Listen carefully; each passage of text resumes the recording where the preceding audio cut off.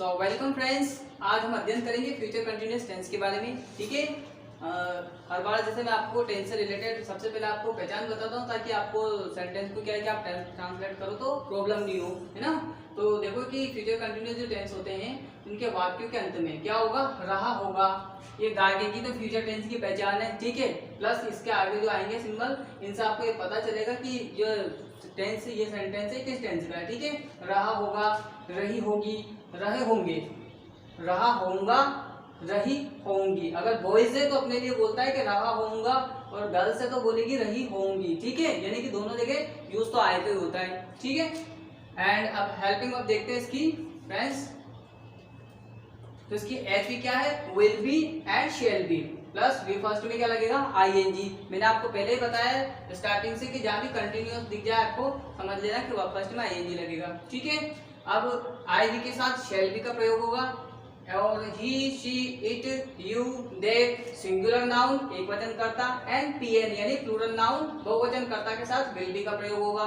ठीक है, अब सकारात्मक वाक्य यानी कि अफर्मेटिव सेंटेंस के बारे में हम देखते हैं। तो इसमें क्या होगा, सब्जेक्ट आएगा, देन हेल्पिंग वर्ब के बाद वी फर्स्ट में आईएनजी आएगा, देन ऑब्जेक्ट, देन प्लेस। और फ्रेंड्स इसमें टाइम नहीं होगा। ठीक है, मैंने हर बार बताया आपको कि चाहे बात प्रेजेंट कंटिन्यूअस की जाए, पास्ट कंटिन्यूअस की जाए या फ्यूचर कंटिन्यूअस की, इसमें टाइम नहीं होगा। ठीक है, टाइम अनिश्चित होता ही है इसमें। वह मुझसे मिलने आ रहा होगा, देखो फ्रेंड्स टाइम नहीं है इसमें, मिलने आ रहा होगा ये बोला है। ठीक है, संभावना है लेकिन कंफर्म नहीं है कि टाइम क्या है।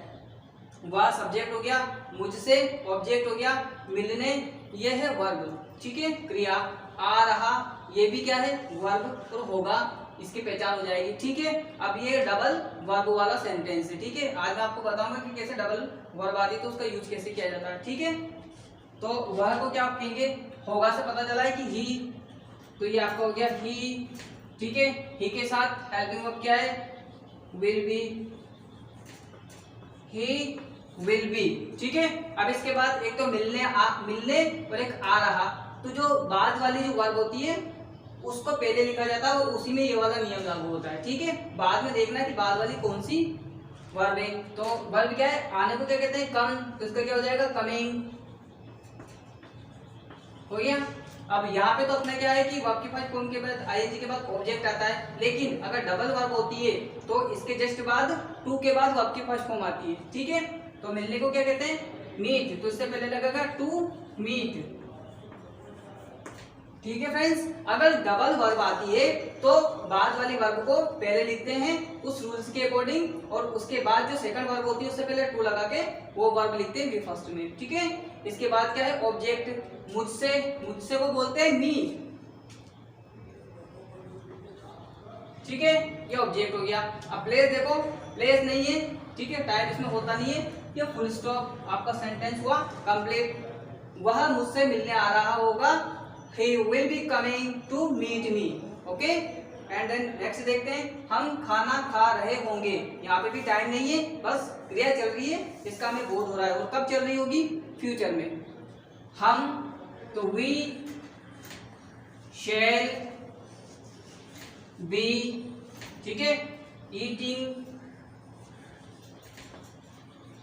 we shall be eating। इसके बाद देखो फूड, फुल स्टॉप, इसके बाद सेंटेंस में कुछ बचा नहीं है। ठीक है, we shall be eating food, हम खाना खा रहे होंगे, आपका सेंटेंस यहाँ पे कंप्लीट हुआ। तो इसके अकॉर्डिंग सारे सेंटेंस वैसे ही बनते रहेंगे। ओके, सो फ्रेंड्स, अब आप देखिए ये फ्यूचर कंटिन्यूअस टेंस का जो सेकंड सेंटेंस है, नेगेटिव सेंटेंस, नकारात्मक वाक्य।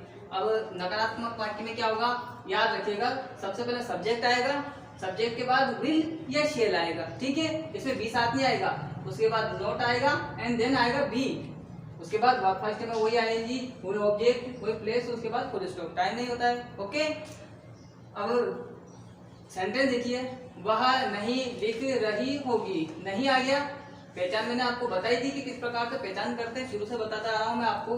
ठीक है, सेंटेंस को समझते जाइए। वह और होगी यानी कि शी है। ठीक है, सब्जेक्ट क्या है, शी के साथ क्या होगा, वेल, शी विल, उसके बाद क्या आएगा, नॉट। ये हमेशा याद रखना, कि जब भी ये जो हेल्पिंग वर्ब होती है अगर ये दो होती है तो फिर चाहे इसको इंट्रोगेटिव बनाएं या नेगेटिव बनाएं, ठीक है। बीच में इंट्रोगेटिव बनाते नेगेटिव बनाते हैं या इंट्रोगेटिव नेगेटिव बनाते समय बीच में पहले नोट आ जाता है, ठीक है। तो शी विल नॉट बी, ठीक है। इसके बाद क्या वर्ब क्या है, लिखना, तो writing, WRITING, she will not be writing, वह नहीं लिख रही होगी, ठीक है। She will not be writing. आपका सेंटेंस यहाँ कंप्लीट हुआ है क्योंकि उसके बाद आप देख लो ऑब्जेक्ट नहीं है और इसमें प्लेस भी नहीं है।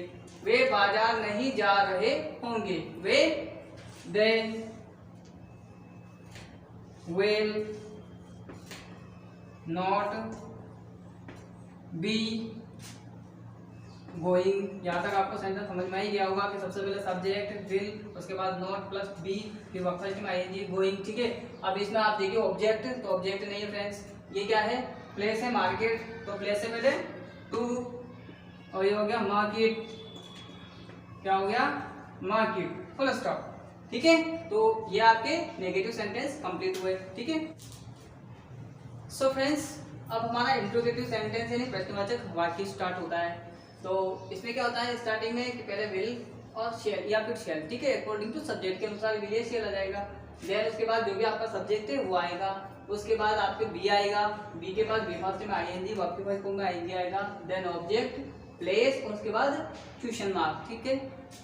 सेंटेंस को देखो, क्या राम कहानी लिख रहा होगा, ठीक है, लिख रहा होगा, पहचान आपकी हो गई यहाँ पे। अब क्या, ठीक है, तो अब राम है, ठीक है, यानी कि सिंगुलर नाउन, सिंगुलर नाउन के साथ क्या होता है विल बी, तो विल ये आपका, ये तो गया आपका विल, उसके बाद राम और ये आपका हो गया बी, ठीक है, विल राम बी। अब वर्ब क्या है लिखना, तो राइटिंग,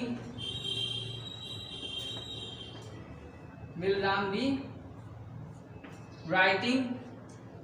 ऑब्जेक्ट क्या है स्टोरी,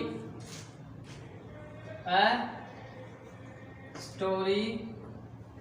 इसके बाद प्लेस देखो, प्लेस नहीं है, ठीक है, टाइम इसमें होता ही नहीं है, क्या होगा ये आपका question mark, okay.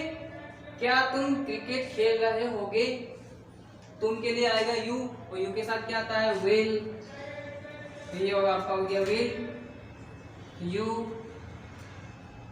B, verb क्या है प्ले, तो प्ले में आईएनजी लग जाएगा प्लेइंग। ऑब्जेक्ट क्या है इसमें क्रिकेट,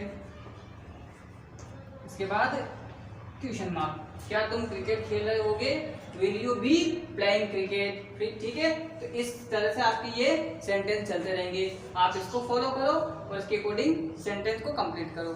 सो फ्रेंड्स अब हम बात करते हैं फ्यूचर कंटिन्यूअस टेंस के फोर्थ सेंटेंस की, ठीक है। फोर्थ जो सेंटेंस है इंट्रोगेटिव एंड नेगेटिव सेंटेंस, यानी कि प्रश्नवाचक एवं नकारात्मक वाक्य, ठीक है।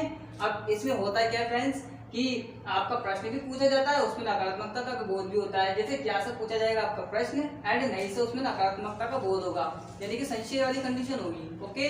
क्या तुम पुस्तक नहीं पढ़ रहे होगे, ठीक है, क्या तुम पुस्तक नहीं पढ़ रहे होगे, होंगे होगा, ठीक है, क्या तुम पुस्तक नहीं पढ़ रहे होंगे, क्वेश्चन पूछ रहे, उसमें कंफर्मेशन भी नहीं कि पढ़ भी रहे या नहीं है, ठीक है। तो रहे होंगे, पहचान आपको बता दिए। क्या तुम के लिए क्या आता है यू, और यू के लिए क्या आएगा विल,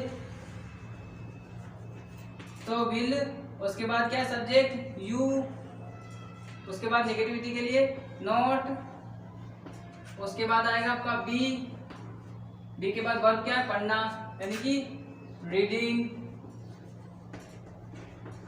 उसके बाद क्या ऑब्जेक्ट दे रखिए बुक,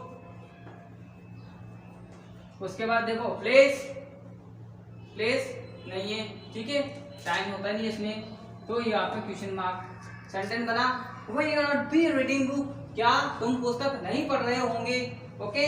नेक्स्ट है क्या वे विद्यालय से नहीं आ रहे होंगे, क्या वे के लिए आता है दे, तो दे के लिए क्या आएगा will they not be, will they not be. अब क्या है आना, ठीक है, आना को क्या कहते हैं कम, तो कम से बना कमिंग, ठीक है। अब ऑब्जेक्ट देखो इसमें, क्या वे विद्यालय से नहीं आ रहे होंगे, ऑब्जेक्ट नहीं है क्या इसमें, प्लेस, तो प्लेस क्या है, विद्यालय। अब देखो अलग हो रहे हैं, आ रहे हैं, जाने के लिए मैंने बताया टू, अगर वहां से अलग हो रहे हैं, आ रहे हैं, तो क्या होगा, फ्रॉम, तो from will they not be coming from school, ये स्कूल, उसके बाद क्वेश्चन मार्क, ये आपका सेंटेंस कंप्लीट हुआ फ्रेंड। तो इसके अकॉर्डिंग आपके सेंटेंस ऐसे बनते रहेंगे जैसे मैं आपको हर बार बताता रहता हूँ। रिलेटेड अगर कोई प्रॉब्लम आती है आपको तो आप क्वेश्चन पूछ सकते हैं, ठीक है। Thank you, welcome.